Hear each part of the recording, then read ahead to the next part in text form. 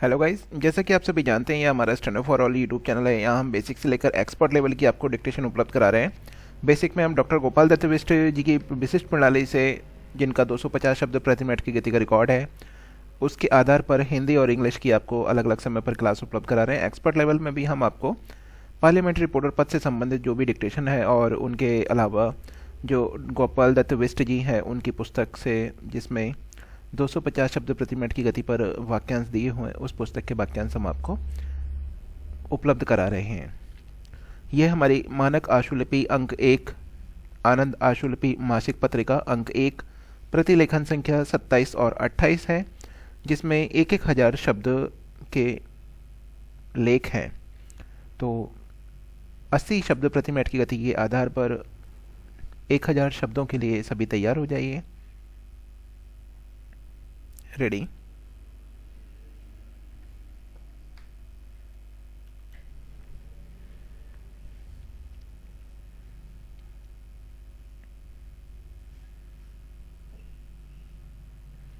हस्तक्षेप न करने के सिद्धांत में हमें हमेशा विश्वास रहा है और हम उसका कड़ाई से पालन करते रहे हैं।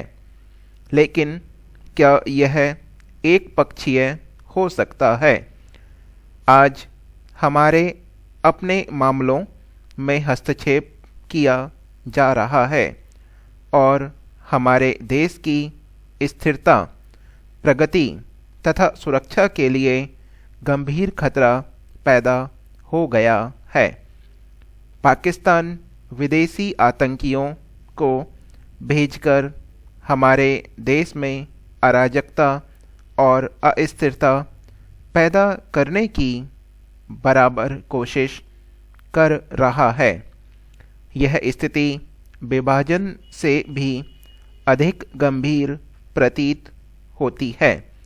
आज पाकिस्तान में संकट बहुत गहरा है और उस देश के सामने जो भयावह स्थिति है, उससे वह भारत पर दोषारोपण करके छुटकारा नहीं पा सकता। इस संदर्भ में दो सवाल उठते हैं।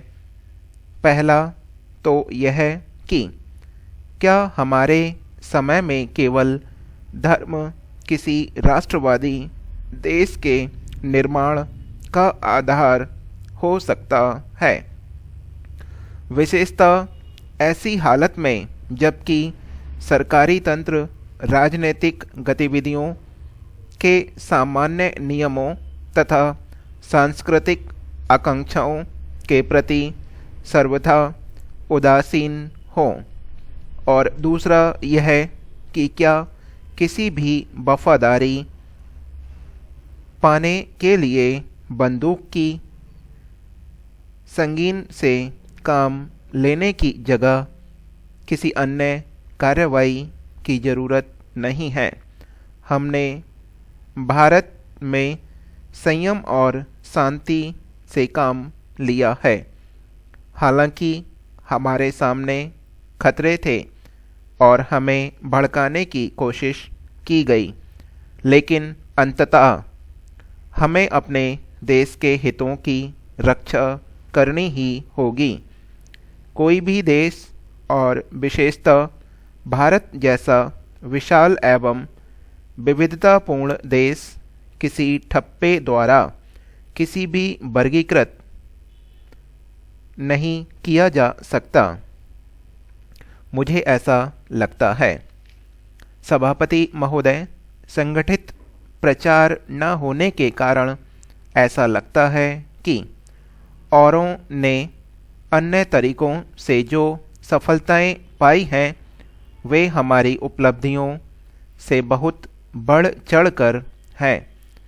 लेकिन हमारा विचार है कि अंतवा गोत्वा हमें कुछ उपलब्धियां प्राप्त हुई हैं और हम जनता के कष्टों को कुछ दूर कर सके हैं तथा व्यक्ति और समाज के स्थायी तथा समन्वित विकास की दिशा में कुछ आगे बढ़ सके हैं। मेरा विश्वास है कि ऐसा वास्तविक और स्थायी सामाजिक रूपांतरण, जिसके अंतर्गत लाखों करोड़ों लोगों की मानसिकता और जीवनचर्या आती है, केवल शांतिपूर्ण उपायों द्वारा ही हो सकता है। तीसरी विचारधारा हमें महात्मा गांधी और उनके अहिंसात्मक क्रांति के जीवन आदर्शों से मिली है। भारत में लोकतंत्र पर गांधीवादी विचारों और अन्य पद्धतियों की छाप अप्रत्यक्ष और अस्पष्ट होते हुए भी सूक्ष्मता अंतर्निहित है। उसने भारत को सहारा दिया है और उसे समृद्ध बनाया है। ये शांतिपूर्ण प्रयोग स्वतंत्रता, समाजवाद और एक अत्यंत जटिल परिवेश में शांतिपूर्ण पद्धतियों को एकजुट करने के प्रयास भारत में शेष विश्व से कटकर नहीं, बल्कि अंतर्राष्ट्रीय सहयोग तथा विश्वव्यापी प्रचार की रोशनी में हो रहा है। अंतर्राष्ट्रीय सहयोग एक प्रगतिशील अर्थव्यवस्था एवं लोकतंत्री समाज के निर्माण के भारतीय प्रयासों के अंतर्गत एक संघटक तत्व है। यही कारण है कि आज़ाद होने के बाद हमने विश्व शांति और विश्व सहयोग को भारत के उज्ज्वल राष्ट्रीय हित के रूप में स्वीकार किया है।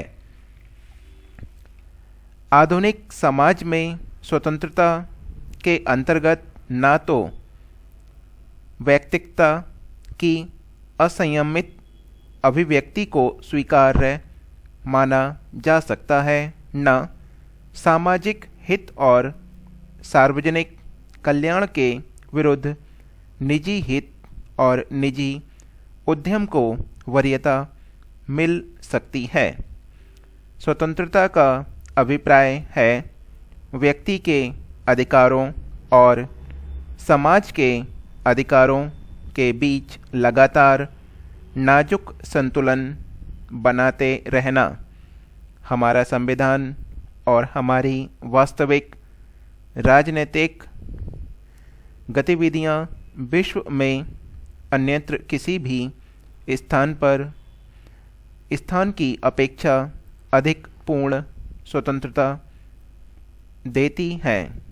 हमने अखबारों की स्वतंत्रता को स्वीकार किया है, लेकिन हम इस बात को नहीं मानते कि अखबारों की स्वतंत्रता का अर्थ है अखबारों पर उद्योगपतियों के आधिपत्य की स्वतंत्रता, अथवा यह कि संपत्ति के अधिकार को ऐसे प्रगतिशील और आवश्यक सामाजिक कानून बनाने की राह में रोड़े अटकाना चाहिए, जिनका उद्देश्य गरीब और अमीर के बीच अत्यधिक असमानताओं को कम करना या आर्थिक स्वाधीनता को बहुसंख्यक जनता के लिए वास्तविक बनाना हो।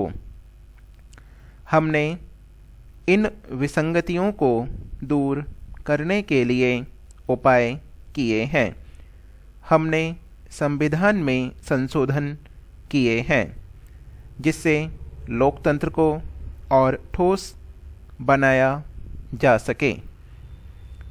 दूसरी प्रमुख विचारधारा है समाजवादी विचारों की, जिसके अंतर्गत सामाजिक लोकतंत्र तथा आर्थिक नियोजन और विकास पर जोर दिया गया है। हमारे स्वाधीनता आंदोलन में राजनीतिक आज़ादी और लोकतंत्र की व्याख्या सामान्य जन के कल्याण के रूप में की थी। स्वाधीनता के बाद यह व्याख्या हमारी लोकतंत्री पद्धति का प्रमुख तत्व बन गई। वस्तुतः लोकतंत्र का पूरा ढांचा सामाजिक और आर्थिक विकास की पूर्ति के लिए बनाया गया है। यूरोप में लोकतंत्र जैसा कि हम उसे जानते हैं औद्योगिक क्रांति के बाद आया। भारत में लोकतंत्र और उसके साथ संघ स्वतंत्रता की भावना जैसी अनिवार्य सार्वजनिक मांगें पहले आईं। हमें औद्योगिकरण, आर्थिक विकास तथा प्रमुख कल्याण योजनाओं का संचालन विविध और परस्पर विरोधी दबावों के बीच करना है। इस विचित्र स्थिति के कारण हमारा काम और भी कठिन हो गया है। सभापति महोदय, स्वाधीनता के पहले से ही कांग्रेस दल ने कतिपय कार्यक्रमों को पूरा करने का बीड़ा उठाया था। वास्तव में हमारे नेताओं ने स्पष्ट कर दिया था कि हम केवल विदेशी शासन के विरुद्ध नहीं लड़ रहे थे, बल्कि हमारी लड़ाई सामाजिक बुराइयों, अन्याय, गरीबी और असमानता के भी खिलाफ थी। इसलिए हमारी समाज व्यवस्था को देश की दीर्घकालीन विकास की आवश्यकताओं की अपेक्षा किए बिना सामान्य जनों की वास्तविक ज़रूरतों को पूरा करना है। विकास द्वारा लोकतंत्र के सामने एक नई चुनौती प्रस्तुत हुई है। 3 विभिन्न विचारधाराओं ने मिलकर वह धारणा हमें दी है जिसे लोकतंत्र के प्रति भारतीय दृष्टिकोण कहा जा सकता है। एक तो उदारवाद और संसदीय लोकतंत्र का विचार है, जो ब्रिटिश प्रणाली से जन्मा है और जिसके अंतर्गत आती है संसदीय संस्थाएं, राजनीतिक दल, स्वतंत्र चुनाव, मूल अधिकार और स्वतंत्रताएं, कानून का शासन आदि, जो हमारी लोकतंत्री प्रणाली के राजनीतिक केंद्र बिंदु हैं। हमारी राजनीतिक प्रणाली के मध्य में स्थित हैं। संसद और केंद्र तथा राज्यों में सरकार की विधायिका के प्रति उत्तरदायित्व निर्विवाद है। समाप्त। यह हमारी डिक्टेशन जो कि 1000 शब्द की थी। सभी इसका लिप्यंतरण करें। जो भी पढ़ना चाहते हैं जोड़ सकते हैं। और शायद आज क्लास की संभावना कम उम्मीद है, तो जुड़ने का नहीं कहेंगे। ठीक है।